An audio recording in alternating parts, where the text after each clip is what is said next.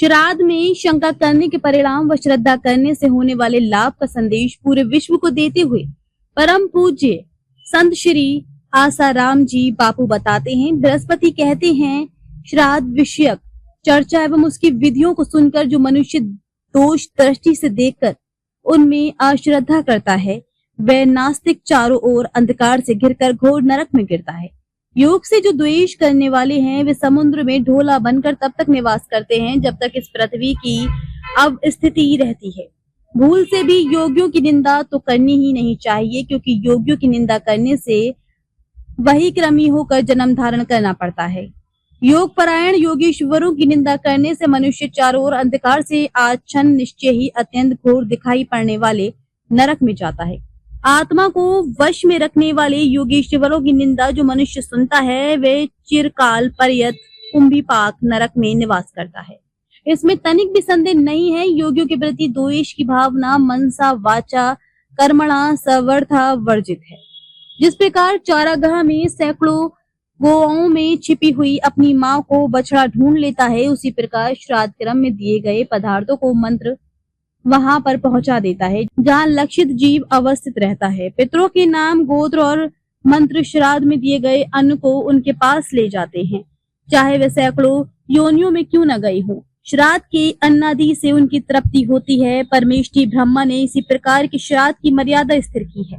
जो मनुष्य इस श्राद्ध के महात्म्य को नित्य श्रद्धा भाव से क्रोध को वश में रख लोभ आदि से रहित होकर श्रवण करता है, वह अनंत काल पर्यंत स्वर्ग भोगता है। समस्त तीर्थों एवं दानों के फलों को वह प्राप्त करता है। स्वर्ग प्राप्ति के लिए इससे बढ़कर श्रेष्ठ उपाय कोई दूसरा नहीं है। अलस्यार हित होकर पर्व संधियों में जो मनुष्य इस श्राद्ध विधि का पाठ सावधानी पूर्वक करता है, वह मनुष्य परम तेजस्वी संततिवान होता है और देवताओं के समान उसे पवित्र लोक की प्राप्ति होती है। जिन अजन्मा भगवान स्वयंभू ब्रह्मा ने श्राद्ध की पुनीत विधि बतलाई है, उन्हें हम नमस्कार करते हैं। महान योगीश्वरों के चरणों में हम सर्वदा प्रणाम करते हैं।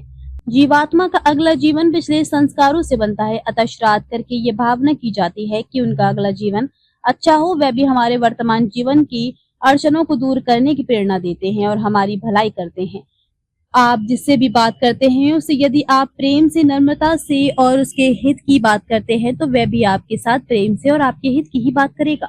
यदि आप सामने वाले से काम करवा कर फिर उसकी ओर देखते तक नहीं, तो वह भी आपकी ओर नहीं देखेगा या आपसे रुष्ट हो जाएगा। Every action creates reaction. किसी के घर में ऐरे गहरे या लूले लंगड़े या माँ बाप को दुख देने वाले बेटे पैदा होते हैं, तो उसका कारण भी यही बताया जाता है कि जिन्होंने पितरों को तृप्त नहीं किया, पितरों का पूजन नहीं किया, अपने माँ बाप को तृप्त नहीं किया, उनके बच्चे भी उनको तृप्त करने वाले नहीं होते। श्री अरविंद घोष जब जेल में थे, तब उन्होंने लिखा था, मुझे स्वामी विवेकानंद की आत्मा द्वारा प्रेरणा मिलती है और मैं 15 दिन तक महसूस करता रहा हूँ कि स्वामी विवेकानंद की आत्मा मुझे सूक्ष्म जगत की साधना का मार्गदर्शन देती रही है।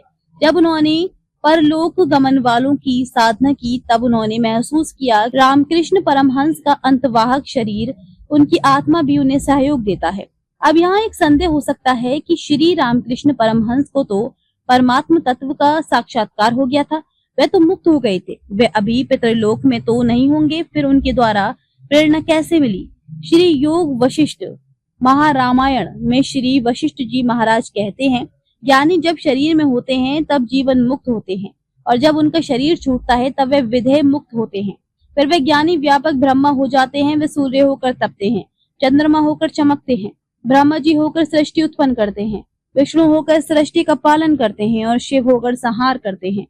जब सूर्य एवं चंद्रमा में ज्ञानी व्याप जाते हैं, तब अपने रास्ते जाने वाले को वे प्रेरणा दे दें, ये उनके लिए असंभव नहीं है। मेरे गुरुदेव तो व्यापक ब्रह्मा हो गए, लेकिन मैं अपने गुरुदेव से जब भी बात करना चाहता हूँ तब हो जाती है, और कोई प्रेरणा लेना चाहता हूँ तो देर नहीं लगती। अथवा तो ऐसा कह सकते हैं कि अपना शुद्ध संवित ही गुरु रूप में, पितृ रूप में प्रेरणा दे देता है।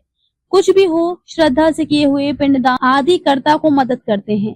श्राद्ध का एक विशेष लाभ ये है कि मरने के बाद भी जीव का अस्तित्व रहता है, इस बात की स्मृति बनी रहती है। दूसरा लाभ ये है कि इसमें अपनी संपत्ति का सामाजिकरण होता है। गरीब गुरबे कुटुंबियों आदि को भोजन मिलता है। अन्य भोज समारोह में रजो तमो गुण होता है, जबकि श्राद्ध हेतु दिया गया भोजन धार्मिक भावना को बढ़ाता है और परलोक संबंधी ज्ञान एवं भक्ति भाव को विकसित करता है।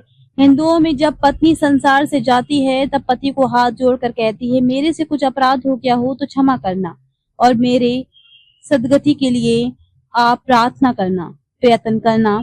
अगर पति जाता है तो हाथ जोड़ते हुए कहता है, जाने अनजाने में तेरे साथ मैंने कभी कठोर व्यवहार किया हो तो तू मुझे क्षमा कर देना और मेरी सदगति के लिए प्रार्थना करना, प्रयत्न करना। हम एक दूसरे की सदगति के लिए जीते जी भी सोचते हैं और मरण काल का भी सोचते हैं, मृत्यु के बाद का भी सोचते हैं।